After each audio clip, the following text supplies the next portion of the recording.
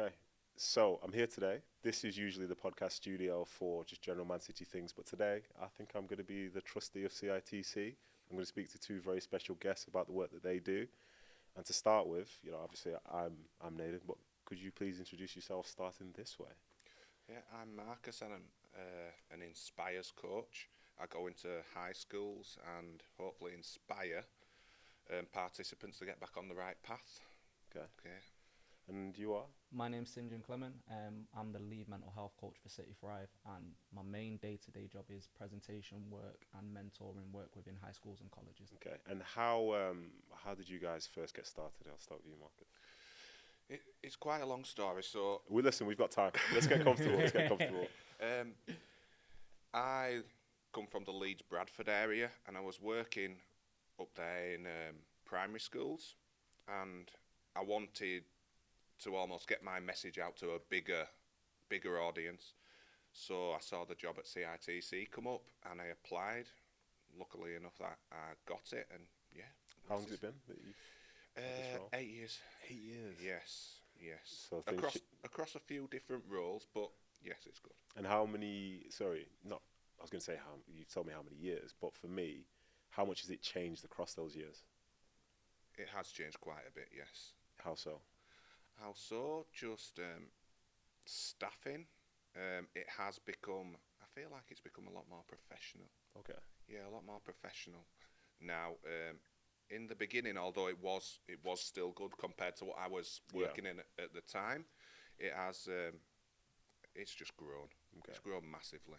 Yeah. What about you, Stjon? So I've been here for touching 7 years now. And how old are you? I'm 34 next week, actually. This guy's looking hey. very good for 34. We're trying, baby very, face, very good. baby face, man. Yeah. But yeah, so for me, it's I started off in the primary stars role. But before all of that, I used to go to the junior blues sessions down at Platt Lane. Okay. So that was my bread and butter. Okay. Soccer schools, and then they did the weekly sessions as well. So like, for me, it all started there. Okay. I'm a massive City fan myself as well. So I used to go to a lot of the home and away games when we were at Main Road as well, season ticket holder. So my love for City was natural. Okay. And then I always knew that I wanted to get myself into City at some point. In any role? Well, it was more for coaching. I started, my main fire in my belly was coaching. Okay. Football. And then going into the schools and being the coach within the PE lessons and stuff like that was something that was amazing for me. Mm-hmm. But then I was a young carer for my dad when I was growing up.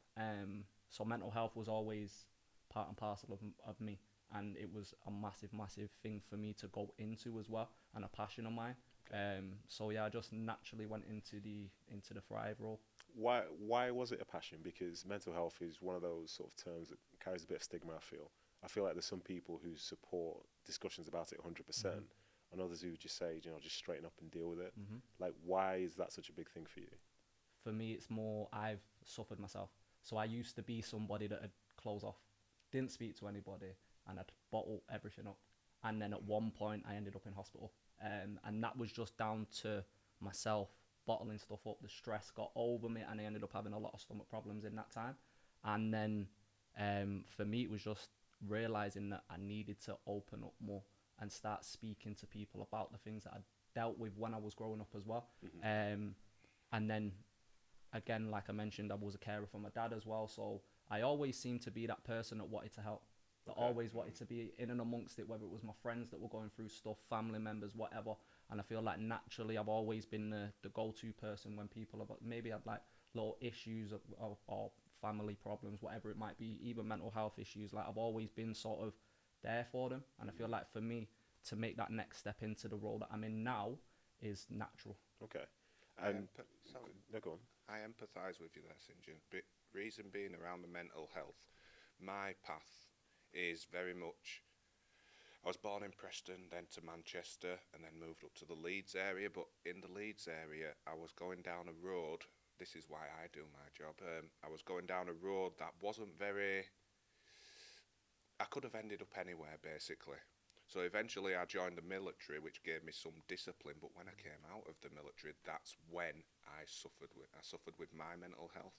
So all those experiences make you as a person, and any way that I can pass that on to the people that I'm working with, then that for me is fantastic. That for me is me winning.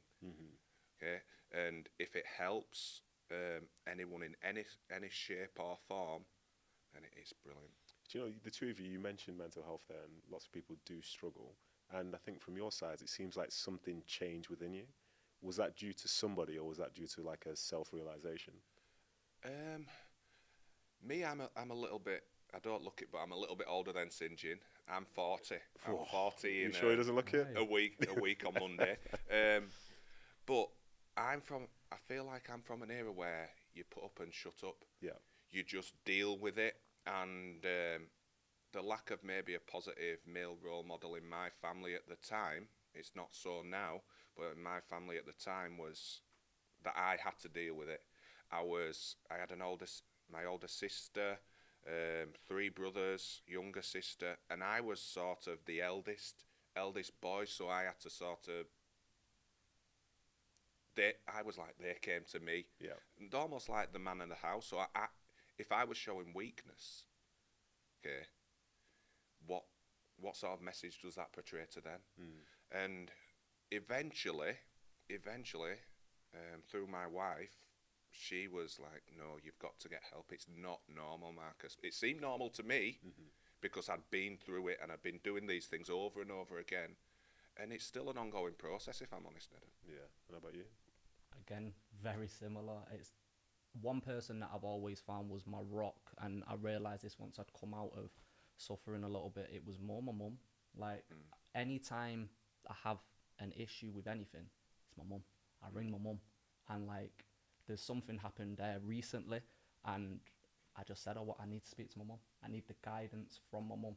And like, she'll always tell me from right, tell me from wrong, and put me in my place where I need to as well. But then my wife as well. My wife is massive.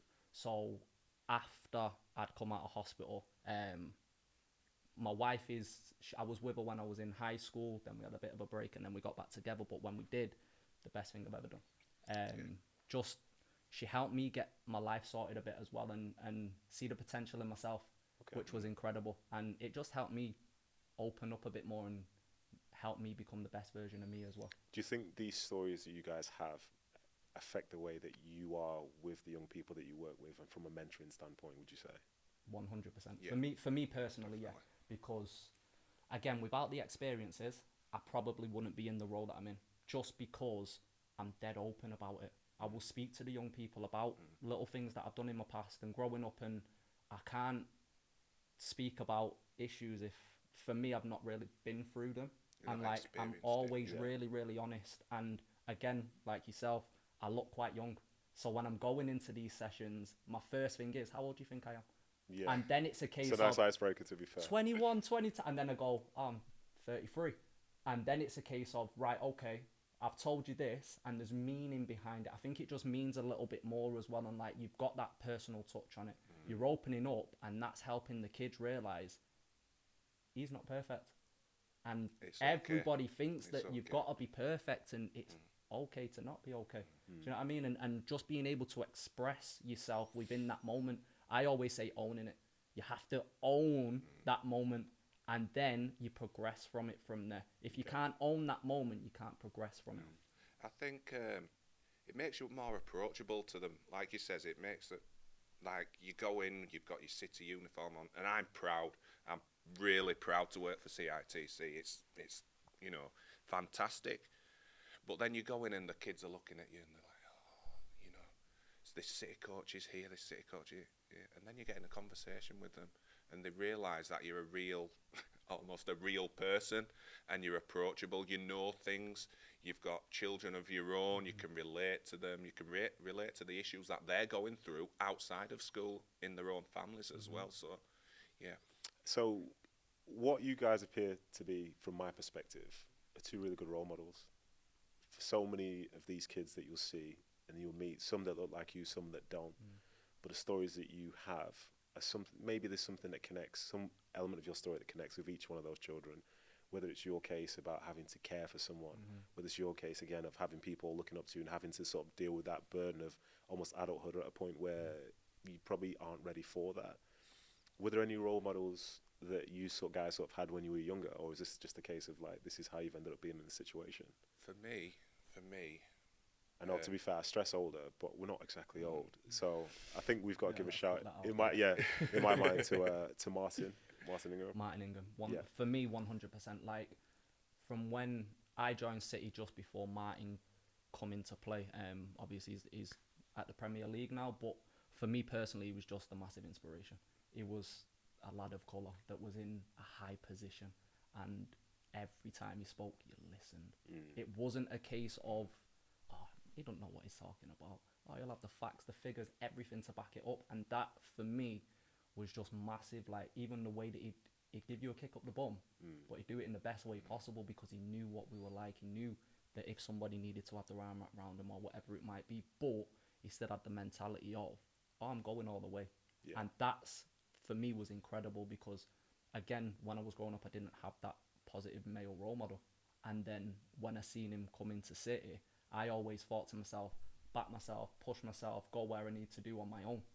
Martin was the one that had put his arm around me and go, right, we're doing this together. And like, for me, he was a big reason why I went for the Thrive role as well, because he was within that department. And I knew that if he is a manager in that department, it's going to be absolutely incredible in there. And that is where I always wanted to be. And I'm fortunate now that Martin's he's quite close with my family members, which is really, really good. Like, I've still got that bond with him away from work, which is absolutely incredible. But he was massive for me. Massive. Shout out to Martin. Have you had any role models as you've gotten older? From a very young age, it's been my granddad. My granddad came over on the Windrush, and what he went through and made for himself, it just inspires me. Within CITC, when I first started, one of the first people to greet me was Alex Williams, and I find him very, very, he's just approachable. He's just a nice person. But I think mainly my granddad, and now he's back in my life, my father, yes. So this is highlighting the importance of role models as such, to give us belief, to believe that we can climb a ladder, to believe that we can achieve something. And for me, from a sort of playing perspective, when I was younger, I used to look like Ian Wright, Thierry Henry. You know what I mean? Like, they were the guys. And looking back, I would subconsciously lean towards them because they looked like me. Yeah. Because there were loads of great strikers at the time, but they're the ones that held dearest to my heart. And with that, especially with it being Black History Month right now, how important do you think that is in terms of the work that you do? Because obviously you affect people from all walks of life. But do you think some of the people from, say, some of the groups where they look like you, do you think that makes a big difference to how they listen to what 100%. You're doing? Yeah. And for me, massive. Coming from a mixed background, it's having that effect on other kids as well that look like me. Like, for other people, they can go in and then they've got a big group of kids that can look up to them and go, yeah, that's me. Whereas with my minority, it's one of them. Like, there's not many of us within the schools and little things like that. But again, like, having that background, I was working on Monday and one of the kids come up to me and went, Sinjin, what's your background? I was like, oh, I'm English, but my mum's side of the family are African. And they were like, yeah, I'm Nigerian. And then we had the debate of, because my side are Ghanaian, so we had the debate of whose jollof was better. It's not a debate. It's absolutely not a debate. It's little things Don't like bring that. this to this platform. It's not a debate. So which way we leaning? It's clearly Nigerian. We might have to cancel that right now, but so I'm in the middle seat here, okay? Auntie might have to come down and... Don't make me bring my auntie, because, it's on there. No, but, like, for me, it's more like having that mixed ethnicity and cultures from both backgrounds as well. Like, I feel like I relate to both sides because I've had both experiences. And that's where I can sort of link in and where I can build those relationships a little bit more as well. But again, like, no matter what, I feel like I build relationships quite easily anyway.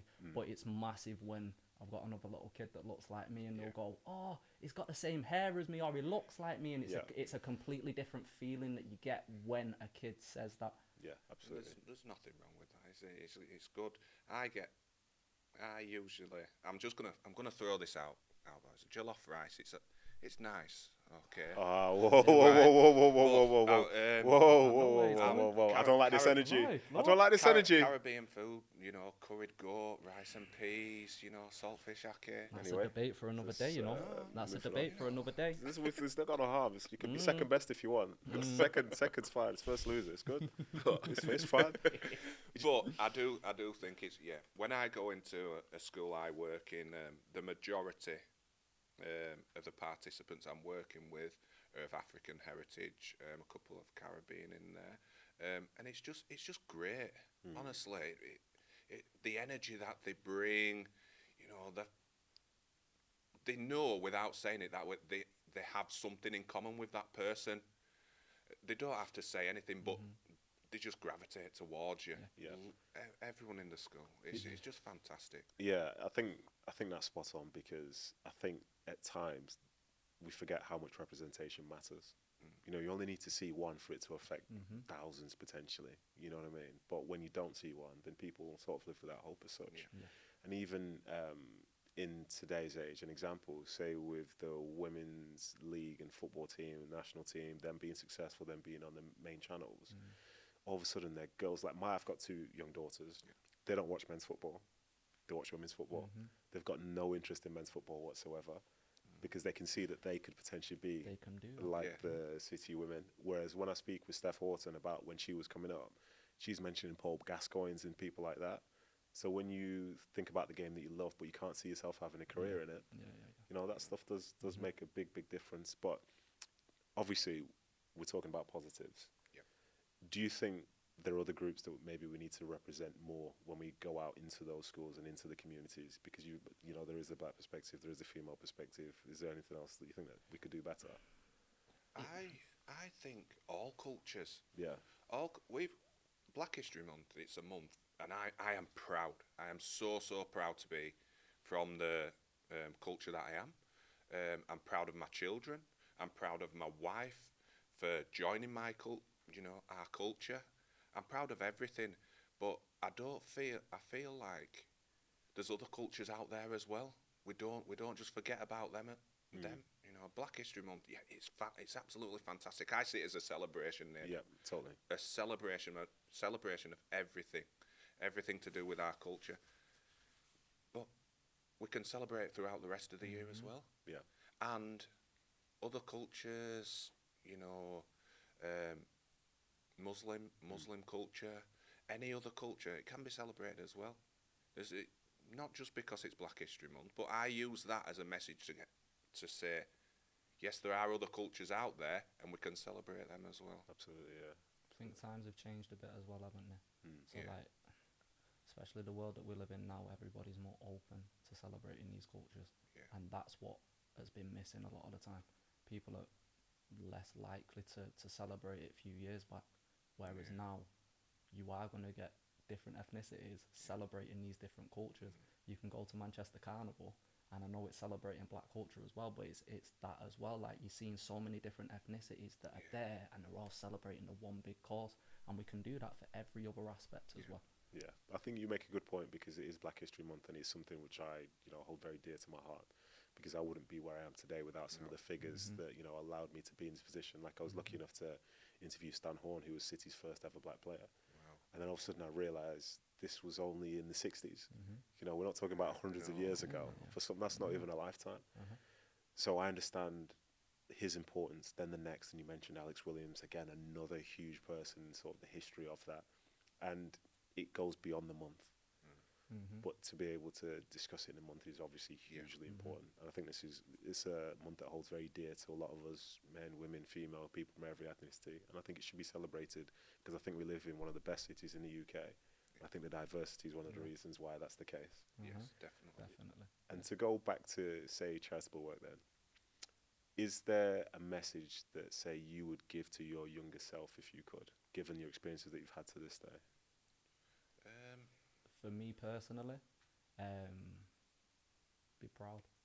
Like, growing up was a tough one for me personally because of my mixed background.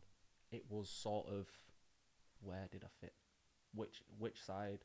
And it was sort of, I had to choose. That's how it felt. Felt like I had to choose a side. Whereas now, it's completely different. Completely different. But I'd be saying to my younger self, be proud of who you are. Don't shy away from anything. And that was a big one for me. Like, it was a case of, I'd get a lot of, so what are you then? Confused. And it's little things like that. And that's where growing up was difficult, and hearing little things like that. But my mum was always there going, excuse me, what's that? Don't let anybody dishearten you like that or discredit you. Look, you are what you are. And then, like I say, for me now, it'd be looking back at myself and going, just be proud of what you are and own it. Like I say, like, for me, you want to own it. So it's owning the situation and knowing who you are and being proud of that as well. For me, it's just keep going. Like I said, my granddad came over on the Windrush, and he could have easily given up when he'd left his kids with the grandparents in Jamaica for 7 years. And I feel without that resilience to keep going and know things are going to get better, I feel there's been times in my life where I could have quite easily given up, and quite easily can give up.